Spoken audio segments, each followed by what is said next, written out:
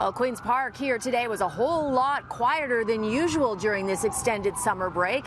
That's because politicians were at the International Plowing Match. It's an annual event, this time in Verner, Ontario. And while we haven't seen a whole lot of Premier Doug Ford around here lately, he was certainly very visible there and was asked a lot of questions about why he isn't out helping Andrew Scheer on the federal campaign trail.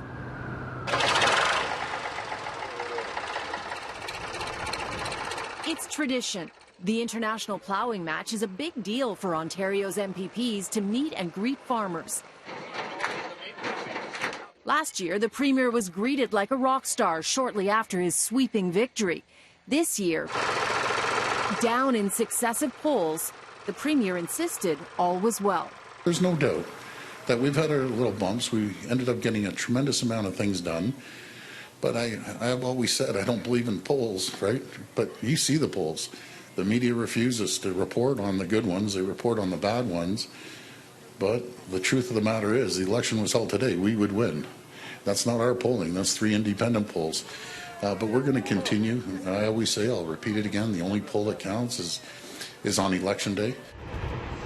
And yet, the federal Conservatives seem to be shunning the Premier on the campaign trail. Last week, Andrew Scheer was in Etobicoke, Doug Ford's home turf, but the Premier was nowhere to be seen. Privately, Conservatives have shared they're worried the Premier's unpopularity will damage their chances in Ontario. Would it hurt the federal Conservatives?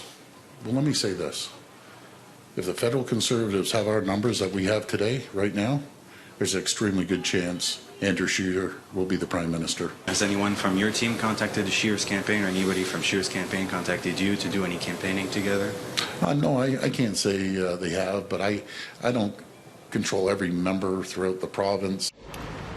The Premier was also asked about his controversial anti-carbon tax stickers that he's forcing gas station owners to display in his battle against the federal Liberals. The problem is the stickers aren't sticking. An irony Doug Ford acknowledged.